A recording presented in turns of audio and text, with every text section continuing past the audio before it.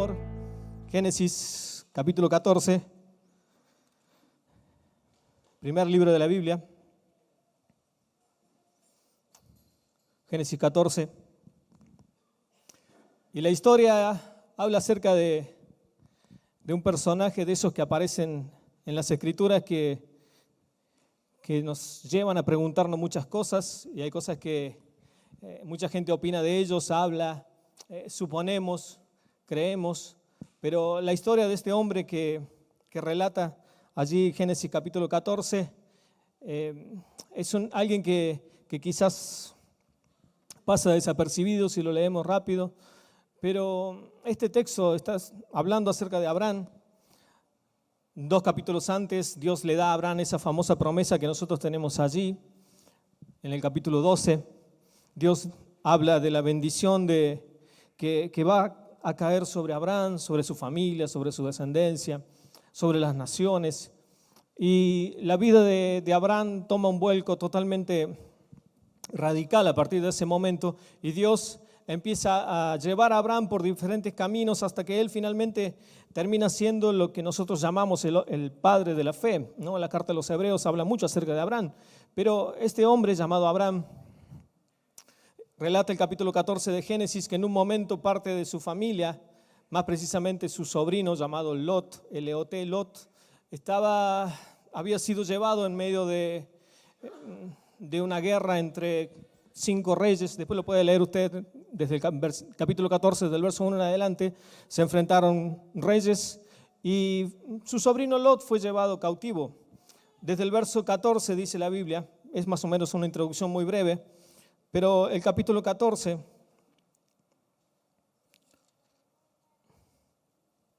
desde el verso 14 en adelante, capítulo 14 de Génesis, verso 14, dice: en cuanto Abraham supo que su sobrino estaba cautivo, convocó a 318 hombres adiestrados que habían nacido en su casa y persiguió a los invasores hasta Dan.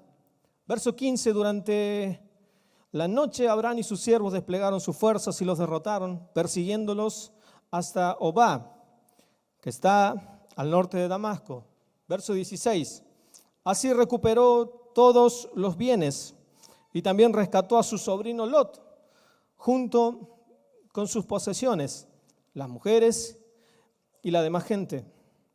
Verso 17 dice: cuando Abraham volvía de derrotar a Kedorlaomer y a los reyes que estaban con él, el rey de Sodoma salió a su encuentro en el valle de Sabe, es decir, en el valle del rey. Y Melquisedec, rey de Salem y sacerdote del Dios Altísimo, le ofreció pan y vino. Luego bendijo a Abraham con estas palabras: que el Dios Altísimo, creador del cielo y de la tierra, bendiga a Abraham. Bendito sea el Dios Altísimo que entregó en tus manos a tus enemigos. Entonces Abraham le dio el diezmo de todo, dice ese verso 20. Versículo 21, y el rey de Sodoma le dijo a Abraham: dame las personas y quédate con los bienes. Versículo 22, pero Abraham le contestó: he jurado por el Señor, el Dios Altísimo, creador del cielo y de la tierra, que no tomaré nada de lo que es tuyo, ni siquiera un hilo ni una correa de una sandalia. Así nunca podrás decir: yo hice rico a Abraham. Versículo 24 dice: no quiero nada para mí, salvo lo que mis hombres ya han comido. En cuanto a los hombres que me acompañaron, es decir, Aner, Escol y Manré, que tomen ellos su parte. La historia quizás no es de las más conocidas, pero cuando uno ve que Abraham, el padre de la fe, está involucrado en esta historia y nuevamente está involucrado su sobrino, uno se da cuenta de que cuando Dios tiene un plan y un propósito con alguien, Dios a veces lo lleva por diferentes caminos. Y es como que Dios los va probando, los va analizando, los va puliendo hasta que llegan a alcanzar lo que la Biblia enseña, la estatura de Cristo. Abraham hasta ese momento había vivido junto con su familia en una tierra lejana, había crecido en medio de ídolos, venía de una nación pagana, no conocía acerca de Dios. Sin embargo, cuando Dios llama a Abraham, Abraham comienza un peregrinaje llevando a toda su familia y como ven ahí a todos los criados, y Dios bendijo mucho a Abraham. Abraham era una persona bendecida. Y si usted lo notó, fíjese que todavía ni siquiera se llama Abraham, sino que todavía figura como Abraham. No obstante, la Biblia dice que ya era bendecido Abraham por la cantidad de criados que tenía. No era una cuestión de decir, bueno, me compro un criado y me compro otro, no tengo nada en qué invertir y me compro un criado, como cambiar algo de moneda corriente, sino que Dios ya había bendecido mucho a Abraham hasta ese momento. Sin embargo, dice que la situación se plantea en que cuando estos reyes se pelean entre sí, uno de los reyes invade Sodoma y el sobrino de Abraham es llevado cautivo. El relato continúa diciendo de que cuando Abraham supo que su sobrino estaba cautivo, comenzó a movilizar a toda la gente que estaba a su alrededor. Lamentablemente, muchas de las historias del Antiguo Testamento, por gracia de Dios, nos permiten vernos reflejados. Así como muchas veces tomamos algunos textos para decir Dios me sacó de la esclavitud porque yo era esclavo, como quizás el pueblo de Israel estaba en Egipto y ahora Dios me llevó a la tierra prometida y hoy puedo disfrutar de todas las bendiciones y las promesas que Dios me ha dado. También vemos en muchos textos que Dios nos habla de algunos errores que cometían aún los hombres de Dios en la antigüedad para que nosotros no caigamos en lo mismo. Dios le había dicho a Abraham, aléjate de tu tierra, aléjate de tu parentela, vete de tu casa. Sin embargo, se lleva al sobrino. Y este lo hace meter en más de un problema, Abraham. Cuando este sobrino es llevado cautivo, fíjense que Abraham moviliza a toda su gente a causa de una necesidad específica, a causa de ese vínculo que él tenía con su sobrino y esa falta de libertad que él tenía. Lo llevó a Abraham a movilizar aún a su gente con el riesgo de perder muchas cosas a costa de tratar de rescatar a su sobrino. Hoy en día también como hijos de Dios nos damos cuenta de que hay mucha gente que está a nuestro alrededor que permanece cautivo a muchísimas cosas. No solamente uno piensa que la cautividad tiene que ver con las cadenas, uno piensa que la cautividad tiene que ver con algo que sucede en otros países, pero aún nosotros trayéndolo a nuestros días nos damos cuenta cómo hay gente que aún vive bajo cierta esclavitud financiera, bajo cierta esclavitud laboral, no pueden salir adelante, les cuesta una cosa, les cuesta otro, esclavos de adicciones, esclavos de vicios, esclavos de situaciones emocionales, quieren salir adelante, aún de conflictos dentro de los hogares, esclavos de enfermedades. Y uno se da cuenta de que la gente quiere salir adelante, la gente lucha en pos de muchas veces lograr ese objetivo que pareciera no está al alcance de la mano. Sin embargo, Dios ha puesto a hombres y a mujeres como ustedes y como el que está al lado de ustedes y quien les está hablando, para que podamos ser ese Abraham de nuestros días, que nos movemos cuando hay necesidad en nuestro alrededor. Abraham podría haberse quedado tranquilamente y decir, bueno, ¿quién me habrá mandado salir con mi sobrino? No lo traigo más. Es más, si lo eliminan mejor, cumplo la palabra de Dios. Pero él fue movido a ir a buscar a su sobrino. Y este sobrino era alguien cercano a él, porque también la cercanía, aquello que tenemos quizás tan familiarizado, llega a un punto que hasta sentimos que está ahí, ¿no? Si todos tenemos algún vínculo cercano, tenemos gente que está a nuestro alrededor, ¿no? Y hasta que la familiaridad a veces nos lleva a decir, bueno, está ahí, ¿no? Hasta nos olvidamos de agradecer lo que tenemos. Alguien me decía, bueno, hoy en día podés abrir la canilla en tu casa y sale el agua y no das gracias a Dios porque sale el agua. Pero cuando uno escucha el testimonio de que hay gente que no tiene, y hoy escuchaba que alrededor de algo así como, no sé si era cerca de 100.000 niños que mueren por falta de agua, ¿no? En el mundo, yo no sé si es tan común que quede la canilla abierta y uno no valora, lo confieso, no es que doblo mis rodillas y le digo gracias Dios por el agua que sale de la canilla, ¿no? Y uno dice, o prende la luz, ¿no? Y siempre me acuerdo de esa película Náufrago, creo que no es bíblica, aclaro, ¿no? Pero ¿no? Del señor Wilson y ese hombre que está lejos, ¿no es cierto? Y que no valora después cuando vuelve, después de muchos años estando en la isla, se pone a jugar con el encendedor y no puede creer que se prenda el fuego tan simple, prende la luz y entra a valorar esas pequeñas cosas, ¿no? De decir, bueno, prendo la luz y no me doy cuenta de que cuando no tengo luz realmente me doy cuenta lo necesario que es, ¿no? Hay mucha gente que cuando le cortan la luz, o se corta, mejor dicho, creo que como hijos de Dios no nos cortan la luz, pero a veces cuando no hay luz, ¿no? Y pasa 1 hora, y pasa 2 horas, Y pasan 3, 4, 5 y entramos a buscar velas y ya vemos que las velas no, y entramos a mirar la heladera porque se empiezan a descongelar las cosas, hasta que llega la luz, ¿no? Decimos, vino la luz, ¿no? Pero lo reconozco, no soy yo el que a la mañana cuando prendo la luz digo, ay, gracias bendito Señor por Calf. Honramos a Calf por la luz que nos da así, porque, ¿no? Es más, vemos cuando viene la boleta, ay Dios, decimos también, ¿no? Pero digo, no somos de honrar a Dios aún por las cosas que uno dice, bueno, es algo tan simple, tenés luz, tenés agua, ¿no? Para tantas cosas. Porque nos entramos a familiarizar y como nos familiarizamos ya hasta ni siquiera valoramos aquello que Dios ha puesto a nuestro lado, ¿no? Y Abraham en un momento se dio cuenta de que su sobrino, aquello que él tenía cerca, de pronto lo había perdido, de pronto estaba cautivo. Y como iglesia es una gran alarma cuando como hijos de Dios nos volvemos insensibles a lo que sucede a nuestro alrededor. Hay mucha gente que está a nuestro alrededor siendo cautiva cada día. Hay mucha gente que necesita una palabra de libertad. Hay mucha gente que necesita que nos movilicemos para llevarles una palabra de parte de Dios. Hay mucha gente que está esperando que ustedes y yo vayamos a batallar para recuperar aquello que Dios nos ha dado en un momento. Saben que hay mucha gente que permanece aún víctima de la injusticia, de la violencia. Hay familias destruidas que están a nuestro alrededor. Hay enfermedades que necesitan que alguien vaya específicamente y ore por ellos.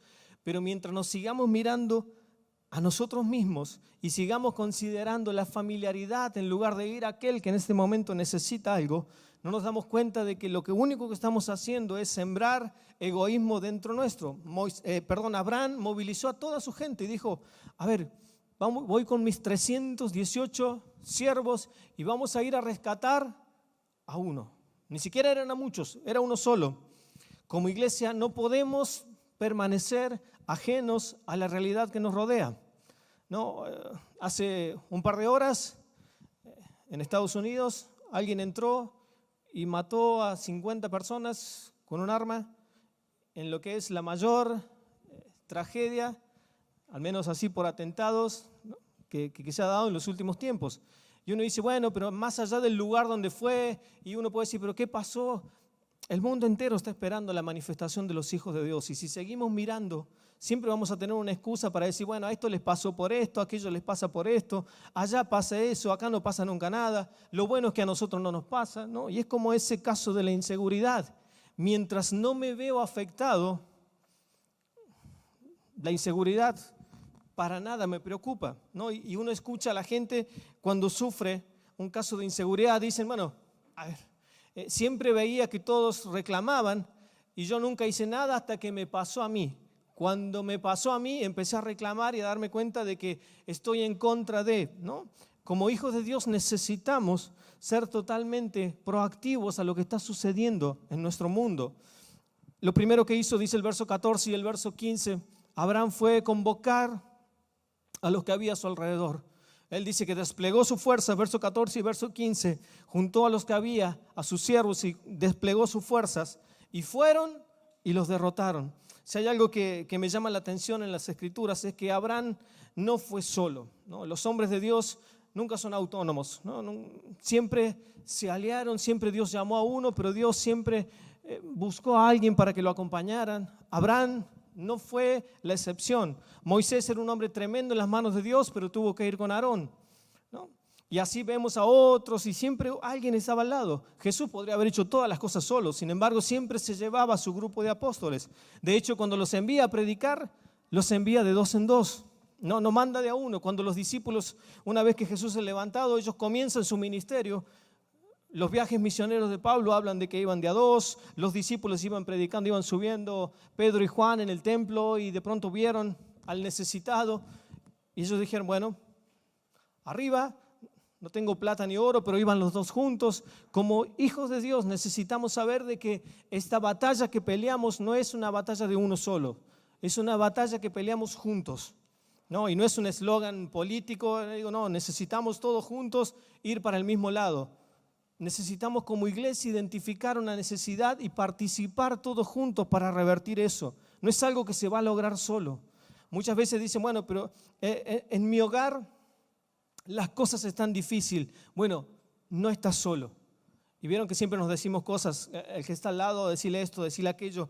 Sería bueno que en este momento aproveches, a ver, ¿cómo hago para hacerlo más efectivo? Trata de no decírselo a tu esposa y trata de no decírselo a tu esposo, pero decirle a alguien que tenés cerca, no estás solo.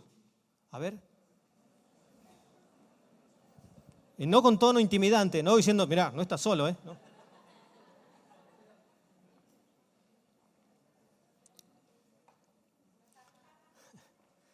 No estás solo.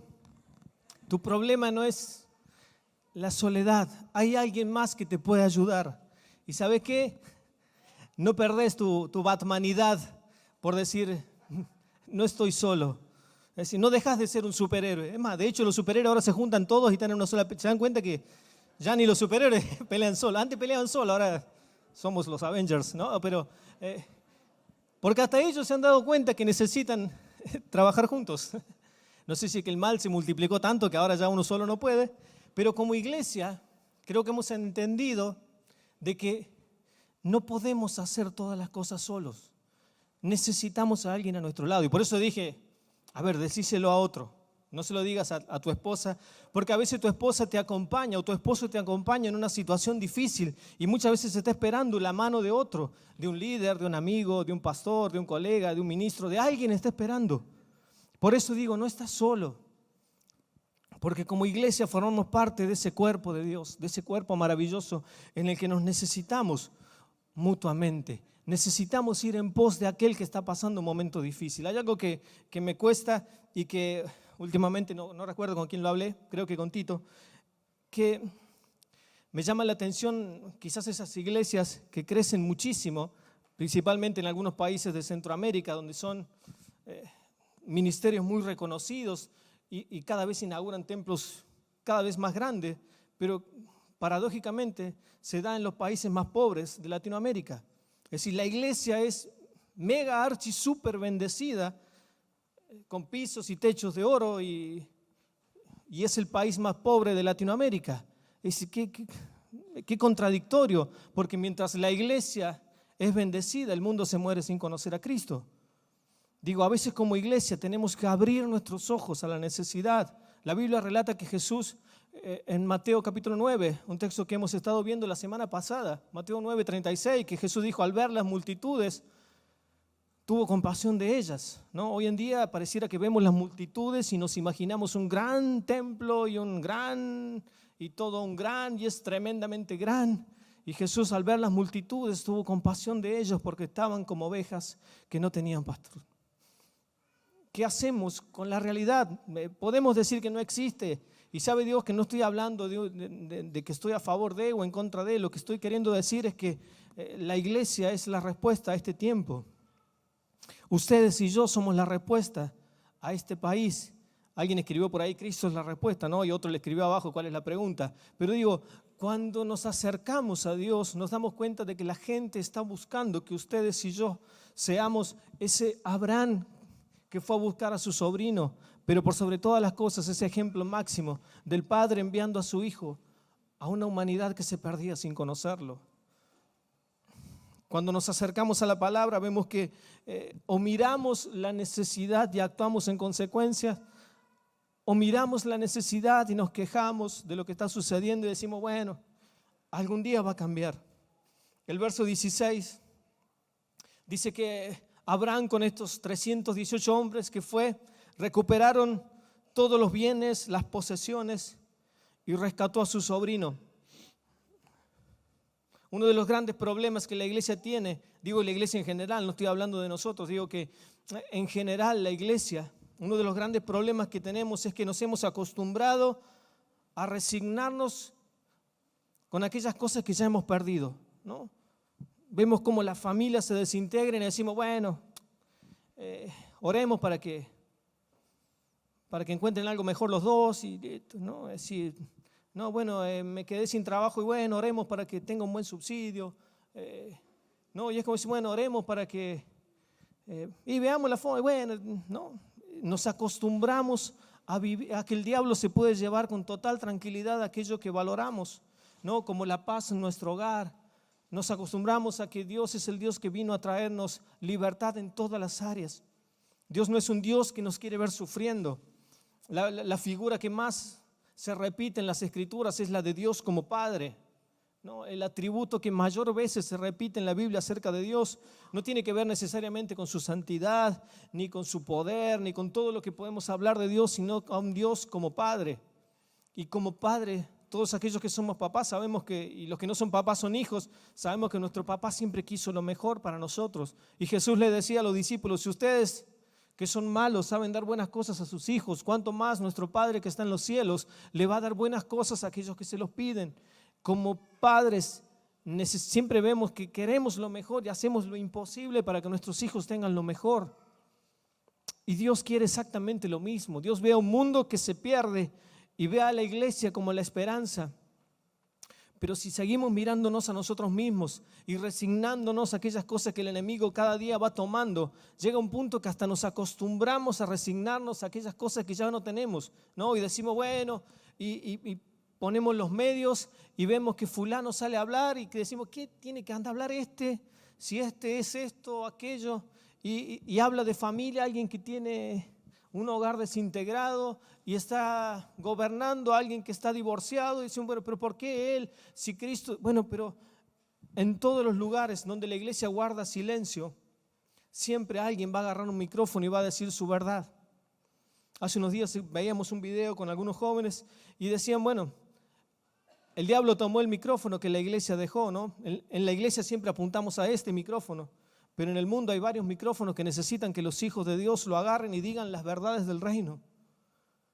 Y no tiene que ver con este micrófono, tiene que ver con la esquina, tiene que ver con la escuela, tiene que ver con la plaza, tiene que ver con el trabajo, tiene que ver con el lugar y el ámbito donde nos movemos. Y ese micrófono sigue abierto y está esperando que como hijos de Dios lo tomemos y hablemos de las verdades del reino. Abraham podría haber dicho, yo me quedo con lo mío, soy bendecido, no me falta nada, tengo muchísimo más de lo que merezco. Pero al ver la necesidad dijo, yo no me voy a resignar a que alguien se lleve aquello que no le pertenece. Y él movió todo para recuperar lo que había perdido. Mi hermano, mi hermana, es el tiempo de recuperar aquello que el diablo se ha llevado. ¿Cuántos dicen amén? ¿Cuántos necesitan recuperar cosas? Soy el primero, ¿no? Alguien puede levantar la mano y decir, yo necesito recuperar algunas cosas que el diablo se ha llevado. Porque el día que nos acostumbremos, el diablo cada día se va a poner más cómodo llevándose cosas que no le pertenecen. Hay gente que necesita recuperar su salud. Hay gente que necesita recuperar la paz en su hogar. Hay gente que necesita recuperar su familia que hoy no la tiene a los pies de Cristo. Hay gente que necesita recuperar aún la estabilidad financiera. Hay gente que necesita recuperar aún aquellas cosas que por años el enemigo le ha quitado. El sueño. Hay gente que, aunque ustedes no lo crean, dice, bueno, no puede dormir. Porque aún durante la noche han perdido el sueño, no pueden descansar, no se sienten seguros. Y uno dice, pero esto no debería sucederle a un hijo de Dios. No quiero que nadie levante la mano, pero conozco casos de gente que aún siendo hijos de Dios no puede conciliar el sueño. Porque el diablo ha trastornado aún sus emociones, sus sentimientos, sus deseos. Cuando nos acostumbramos a perder las cosas y a no recuperarlas, es como cuando éramos chicos y nuestros papás nos armaban la cartuchera con los lapicitos, ¿no? Y después de la primera semana ya venía la mitad de los lápices, ¿no? ¿A alguien le pasó o pasaba en mi país? No, solamente no. Entonces nuestros papás compraban de vuelta la cintita y le ponían al lápiz con el nombrecito, pero ya venía con una advertencia, ¿no es cierto? Y ya con esos lápices llegábamos 4 o 5 años después, porque después de esa advertencia entendíamos de que no teníamos que perder más las cosas, ¿no? Y hasta nos fijamos antes de salir y si los prestábamos, decíamos la famosa frase, no, tiene una vueltita, después me lo devolves y todo lo que decíamos, porque no estábamos conformes, ¿no? Porque después no le íbamos a decir a papá o a mamá, mira, ¿me comprás lápices de colores de vuelta? Y a veces como iglesia nos acostumbramos a que nos metan la mano en la cartuchera, nos saquen todos los útiles y volvamos a pedirle a papá, papá, ¿me compras esto? Papá, necesito esto. Papá, ¿me das esto? Y Dios va a decir, pero ya te lo di. Y no solamente te lo di una vez, porque me lo pediste 2, 3, 4 veces. Mi hermano, mi hermana, nunca nos acostumbremos a perder cosas en manos del enemigo. Cuando perdamos algo, tenemos que ser los primeros en reclamar a Dios y decirle: Señor, quiero recuperar esto. Tomemos una actitud totalmente activa. Dice el verso 17 que cuando Abraham volvía de derrotar a esos reyes que se habían juntado y de los cuales uno había llevado cautivo a su sobrino, el enemigo salió y le hizo una propuesta interesante. Verso 17, ¿no? Dice que el rey de Sodoma salió y le dijo: mira, gracias porque recuperaste algunas cosas que nos pertenecían, entre ellos tu sobrino. Y le hace una oferta bastante interesante. Le dice: mira, quédate con todos los bienes, pero ya toda la gente que trajiste me la llevo de vuelta yo, ¿no? Y uno tiene que, a la luz de las Escrituras, entender de que cuando estamos en guerra, cuando estamos en batallas constantes, peleando por aquellas cosas que anhelamos de parte de Dios, en la presencia de Dios uno tiene la seguridad de que somos victoriosos, de que somos vencedores. Y cantamos muchas veces canciones que alimentan y que somos victoriosos y que somos vencedores y que en Cristo vamos a derribar esto y vamos a saltar aquello y vamos a hacer pedazo esto y lo demás. Y es como que salimos inflados y decimos: sí, ¿no? Y después llegamos a nuestros hogares y nos damos cuenta de que la situación demanda ya no solamente una canción, sino el compromiso de decir: Dios, necesito que me ayudes en esto, necesito ver tu mano de poder en esto.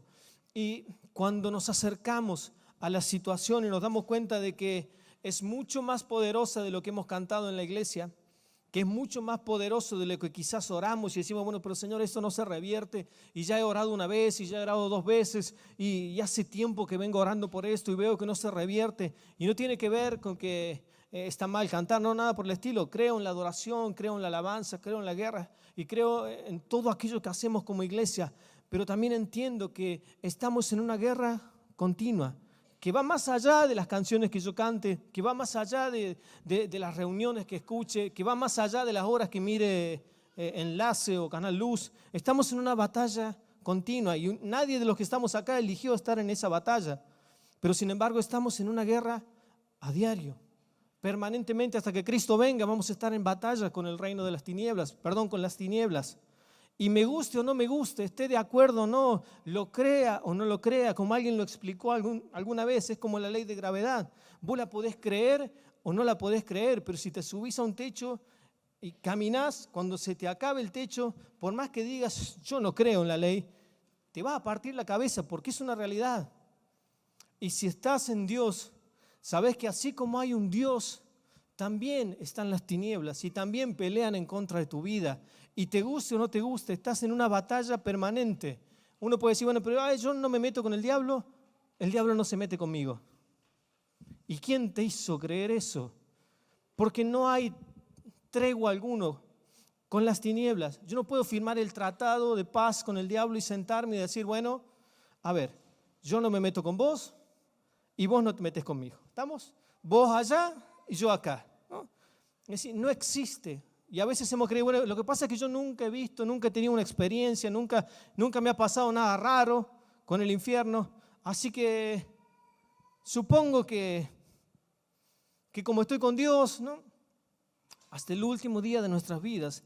La Biblia dice en Juan que el diablo vino para matar. Se da cuenta que hasta de memoria lo sabemos, ¿no? Esa es la obra del enemigo: matar, robar y destruir. Y él no es como nosotros, que estamos esperando que el 17 sea feriado para descansar un día más. No. O si hay jornada, dice el diablo: bueno, hoy hay jornada, así que no trabajo, ¿no? Él no está esperando. Es decir, él todos los días está en contra de su iglesia. Está en contra de todo aquello que tiene que ver con la luz. Y me gusta o no me gusta, él no va a descansar hasta destruir nuestras vidas, nuestras familias, la iglesia, la comunión y todo lo que Dios nos ha dado. Porque sabe que El tiempo está en manos de Dios. Y así como nosotros no sabemos cuándo será su venida, Él tampoco lo sabe. Pero sabe que tiene muy en claro que quiere destruir todo aquello que tiene que ver con Dios. Y uno puede decir, bueno, pero yo no quiero bendecir a Dios y me dedico solamente a eso. Jesús vino a bendecir al Padre y a dar su vida por cada uno de nosotros. Sin embargo, el diablo lo tentó desde el principio de su ministerio hasta el fin. El hecho que seas lleno de Dios no quiere decir que no vas a tener luchas. El hecho que vengas a una iglesia no quiere decir que el enemigo no te va a atacar. De hecho, algunos pueden dar fe de que a veces los que están metidos dentro de la iglesia son los que más luchas tienen. Más peleas hay. Una vez que empezás a buscar de Dios, pareciera que pero ¿por qué las cosas no me salen como me salen? Como deberían salirme. Pero saben que para todo esto apareció el Hijo de Dios. Dice Juan que para esto apareció el Hijo de Dios, para deshacer las obras del diablo, dice Primera de Juan. Y cuando el rey de Sodoma sale a hacerle este trueque y le dice, mira, llévate los bienes, quédate con todos los bienes, pero déjame la gente, ¿no? Llévate los bienes y hagamos un negocio ahí, los dos. Total, nadie se va a enterar. Dice la Biblia en el mismo texto que apareció un hombre llamado Melquisedec y que se menciona un par de veces en el libro de Hebreos y se menciona en el Salmo 110, pero este Melquisedec dice que es el rey de Salem, sacerdote del Dios Altísimo, y es de lo único que se menciona como rey y como sacerdote. Se lo menciona como rey y sacerdote. Y el Salmo 110 dice que uno de los salmos más proféticos que usted puede encontrar, porque lee todo el Salmo 110 y se da cuenta que está hablando acerca de Jesucristo y de la persona de Jesucristo, porque habla del eterno, habla de que Él estuvo, Él estará. Y sin embargo, ese salmo dice, hablando acerca de Jesús, dice, en el mismo orden que Melquisedec. Y después en hebreo también habla acerca de cómo fue el sacerdote Melquisedec. Este Melquisedec para muchos es una gran intriga, porque encima dice la Biblia que Abraham cuando le vio le entregó todos los diezmos. Unos 400 años antes de que Moisés escribiera la ley, donde surgiera, ¿no?, explícitamente que Dios demanda los diezmos. 400 años antes alguien fue y le entregó a los pies a este sacerdote, a este rey, los diezmos. Este hombre de Dios se acercó y dice, al menos mi versión dice, que se acercó con pan y con vino.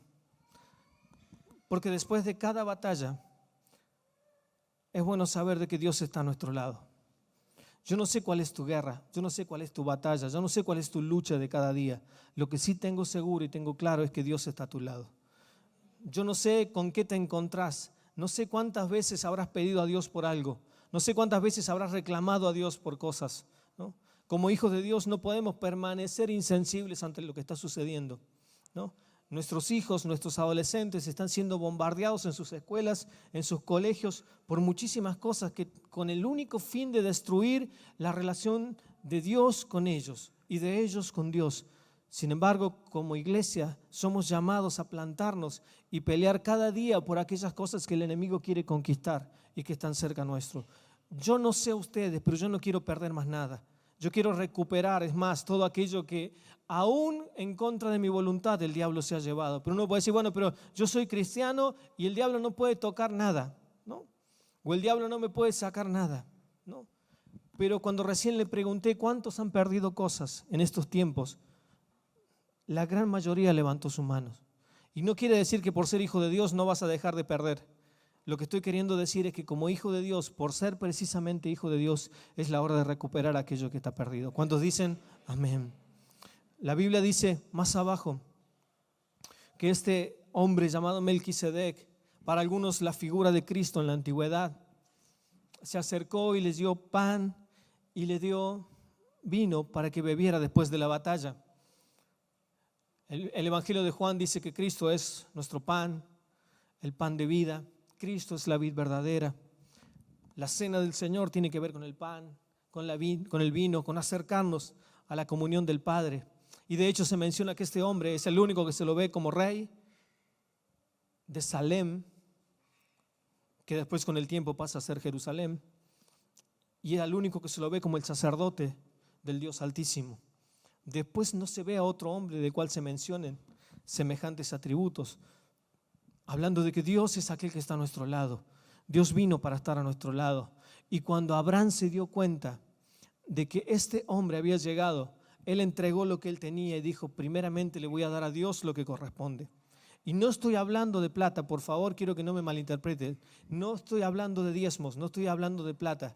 Lo que quiero decir es que cuando ponemos a Dios en primer lugar, Dios es aquel que sale a nuestro encuentro y nos bendice con mucho más de lo que merecemos. ¿Cuántos lo han experimentado? ¿Cuántos han puesto a Dios en primer lugar? Ya han visto a Dios respondiendo, Dios respaldando, el Dios que suelta, el Dios que da. Porque cuando priorizamos a Dios, cuando lo ponemos en primer lugar, muchos años después dijo Jesús: busquen ustedes en Mateo 6:33, primeramente el reino de Dios y su justicia. ¿Se da cuenta cómo a veces ya tenemos incorporados algunos textos, pero no nos damos cuenta de que cuando más los necesitamos es cuando más tenemos que acudir a ellos? Porque el mismo texto dice: y todo lo demás añadido será, ¿no? Y es una frase que me encanta, el todo, porque todo lo que Dios nos da es así. Dios está esperando que cada uno de nosotros podamos poner a Dios en primer lugar, porque cuando lo ponemos en primer lugar, ¿saben qué pasaba? En ese momento el rey de Sodoma le vino a decir: mira, yo me quedo con la gente y vos te quedás con los bienes. Y Abraham le aclara más abajo y le dice: mira, no, llévate todo lo que es tuyo. No me interesa quedarme con nada que lo que sea tuyo, porque no quiero que el día de mañana alguien pueda decir que Abraham, dice, se enriqueció gracias al rey de Sodoma. 2 capítulos antes en nuestra Biblia, Dios le promete a Abraham absolutamente todo. Y si uno lee el capítulo 12, 13, 14, 15, y uno ve cómo Abraham fue bendecido por priorizar a Dios, uno se da cuenta de que su esperanza estaba puesta en Dios. Nuestra esperanza debe estar puesta en Dios. No es una cuestión de decir: bueno, a ver, ¿qué es lo que puede llegar a pasar? Mi hermano, mi hermana, estamos en una batalla continua. No podemos estar viendo a ver qué es lo que me gusta, qué es lo que no me gusta, dónde me meto, dónde no me meto. Esta batalla yo no la peleo. Estamos en una batalla continua, permanente, no tiene fin. Y la única garantía que tenemos es que Dios está de nuestro lado y que aún en los momentos difíciles hay alguien que está preparando la provisión para cada uno de nosotros. Yo no sé cuál es tu situación hoy en día. Yo no sé qué es lo que te trajo en esta noche a este lugar. Estoy convencido de que algunos vienen porque es domingo y tenemos que estar en la casa de Dios. Pero sé que hay gente que a lo mejor ha llegado en esta noche diciendo: necesito que Dios me hable. Necesito que Dios haga algo en mi vida. Y yo quiero invitarte a que cierres tus ojos por unos instantes.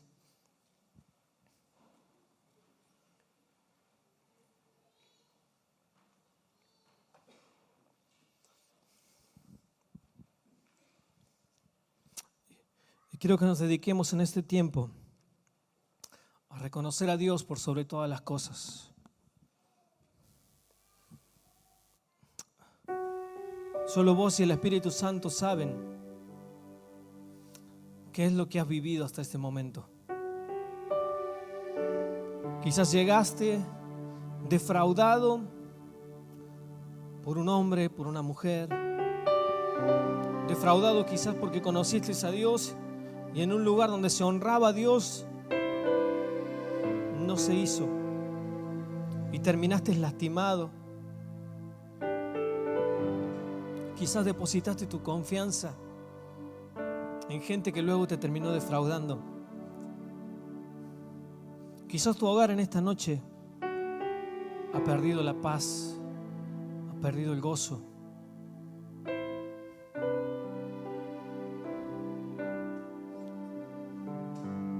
Quizás aún la enfermedad ha golpeado a tu familia o a alguien cercano. Y llega un momento en que le decís a Dios: Dios, ya no aguanto más esta situación. Estoy cansado de estar peleando siempre por lo mismo. Quizás hay una dificultad que todavía no pudiste soltar y decís una y otra vez: me toca llorar y derramar lágrimas delante de Dios por esto que no puedo vencer. Quizás hay un hábito oculto. Quizás hay una decisión que sabes que tenés que tomar y no la has tomado y que la vas dilatando, y mientras más la dilatás pensás que se va a resolver de otra manera.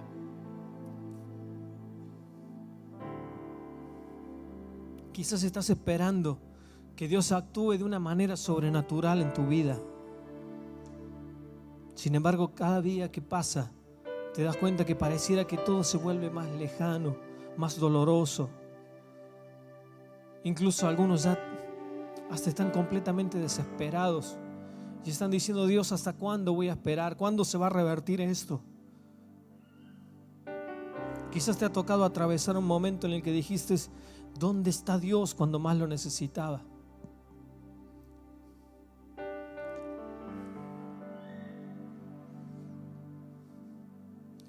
Abraham podría haberse quedado lo más cómodo con su familia. Sin embargo, decidió ir a conquistar aquello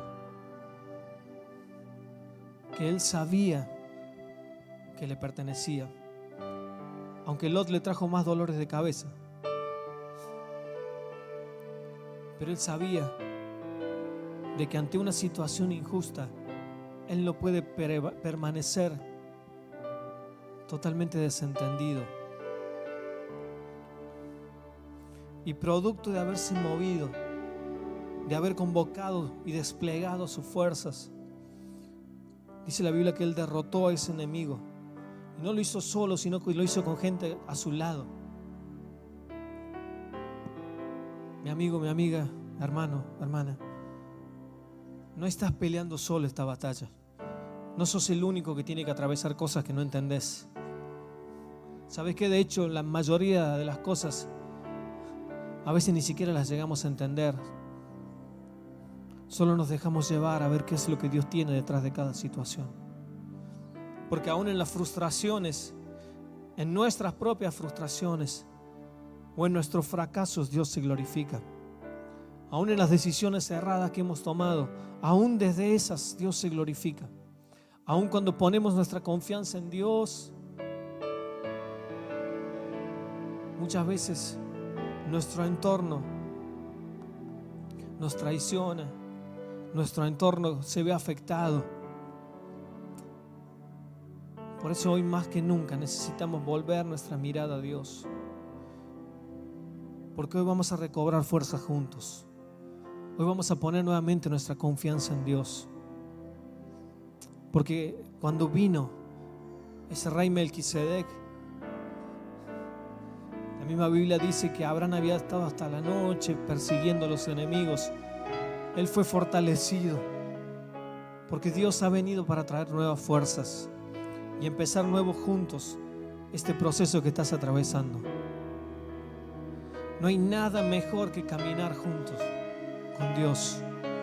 No hay nada mejor que tener a Dios a nuestro lado y de nuestro lado. ¿Sabe qué? La mayoría de los que estamos acá quizás te hemos fallado o te vamos a fallar o nunca vamos a completar tus expectativas. Pero hay alguien que no te va a fallar. Hay alguien que nunca te va a dejar. Hay alguien que antes de irse dijo: yo voy a estar con ustedes todos los días hasta el fin del mundo. Hay alguien que se fue y dejó al Espíritu Santo metido en cada uno de nosotros. Y si hay alguien que no te va a fallar, ese es Dios. Jesús dijo: yo he venido para que tengan vida, para que la tengan en abundancia. Yo no he venido para que vivan de miseria, frustrados, fracasados, sin proyección. Yo no he venido para que vengan a sufrir con sus hogares. Yo no he venido para que ustedes estén peleados. No he venido para que haya escasez, sino que he venido para que tengan vida y la tengan en abundancia. Solamente aquellos que quieren tener una vida abundante, por favor, pónganse de pie. Solamente aquellos que están cansados de luchar con lo mismo y no encontrar una respuesta y no encontrar una salida, por favor, póngase de pie y vamos a estar orando a Dios. Oh, Espíritu Santo de Dios, qué bueno que es tenerte.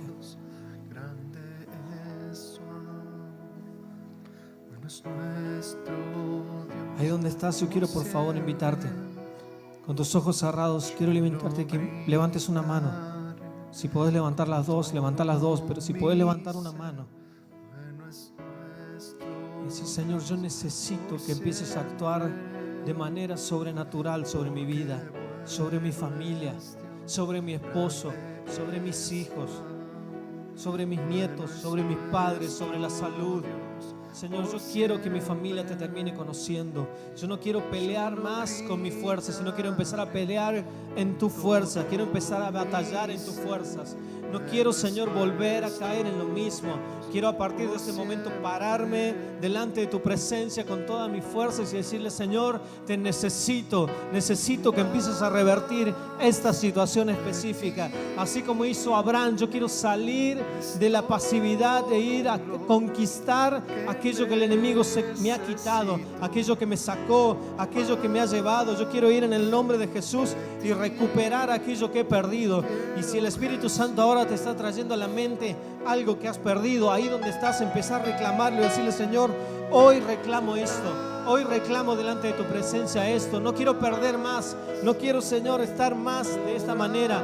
Reclamo ahora salud, reclamo provisión, reclamo tus recursos, reclamo paz en mi hogar, reclamo salud, reclamo, Señor, en el nombre de Jesús, que se abran las puertas sobre mi vida, sobre mi familia. Señor, ahora reclamo la restauración de los hogares, reclamo ahora, Señor, la sanidad, reclamo ahora, Señor amado, que se abren puertas para tus hijos, para tu iglesia, y nuevo territorio conquistado para la gloria de Dios en el nombre de Jesús.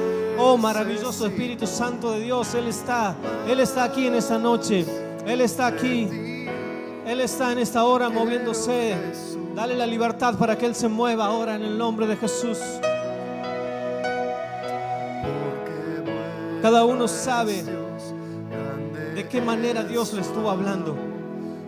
Y ahora empezá a levantar la voz ahí donde estás y empezá a ponerle nombre a esa lucha.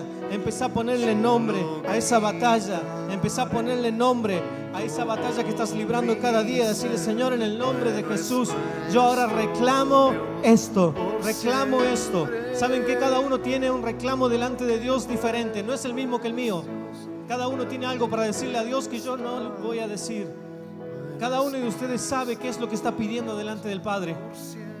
Y saben que Dios tiene oídos para oírnos a cada uno.